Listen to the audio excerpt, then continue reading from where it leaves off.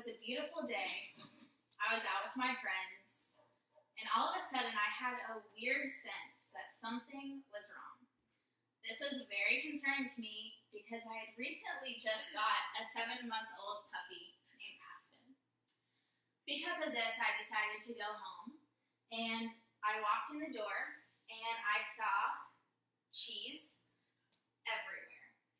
Aspen had decided to get into our pantry and take 2 boxes of Kraft mac and cheese, rip them to shreds, and he got powdered cheese all over his nose, all over his back, our new rug, our new couch, everything. I was so angry, and in a split second, I was asking myself, why did I decide to get a dog in college? But luckily, Aspen is super cute, so I forgave him very quickly. But no one really told me what it was like to have a dog in college. So today, I'm here to inform you about what you need to know before you think about getting a dog. In a recent study done by researchers at Ohio State University, 350 college students with dogs were surveyed, and it revealed that the students who chose to live with a dog, at least one, were less likely to report feeling lonely or even feeling depressed. After having my dog for about 6 or 7 months, I can honestly say that I also believe this to be true. There are many great things about having a dog, but the 3 things that you need to know before you get a dog are, do you have a good environment that your dog can live in? Do you have the money that you need to provide for your dog? And also, do you have the time that it takes to raise a dog? It is very, very important to research the place that you're living at in college before getting a dog. There are so many apartment complexes and so many houses that tell you that you cannot have a dog.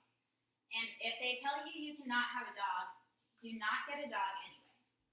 There are many college students who decide to get a dog even though management told them not to.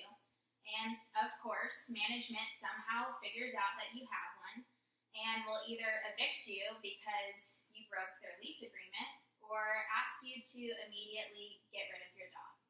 And that is just not a fun situation for you or your dog.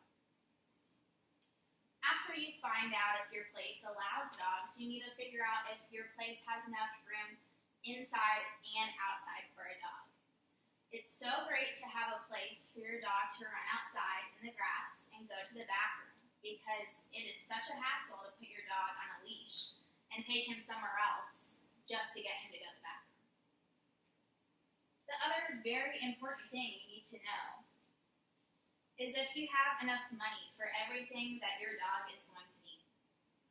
If you decide to get a puppy like I did, you will have to take him to the vet, and you'll have to get 3 sets of shots, and you will also have to pay for surgery to get them spayed or neutered if you prefer. But you also need to think, even if you don't get a puppy and you have an older dog, you also have to prepare for those vet visits that you may have to take. There are also so many different accessories that your dog is going to need for everyday life, such as your leash, your collar, food bowls, your food bags every month that you might have to buy for them, and trust me, this takes a toll on your bank account. The last thing that you need to determine before you get a dog is if you have enough time for a dog. Being in college and being a student takes up so much of our time. You really do need to sit down and look at your class schedule to see if you have enough time for a dog. Also, I would recommend not getting a job if you also have a job. Going from classes and a job, you really are taking up so much of your time that you could be spending with your dog, and this can lead to dogs having anxiety or feeling depressed. Having a dog in college is so much fun and can be a great stress reliever for students.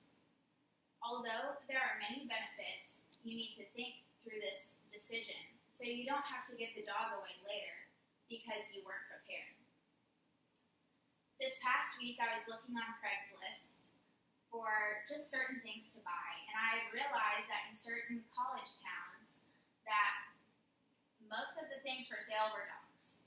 So I looked at the descriptions, and if you look at the papers that I gave you earlier, it shows in the pictures from the dogs that the reasons that they were being sold were for the 3 reasons that I recently had just stated. Many people don't have a place to keep them anymore, or they just financially cannot support them, or they just really don't have enough time for the dog the time that it deserves. This is really sad to see certain dogs going from home to home or from person to person just because we ourselves aren't fully prepared with what it takes to own a dog. If you've heard this speech and you still feel confident that you should get a dog in college, then congratulations, because you truly are about to get your new best friend. You're so cute. That was great.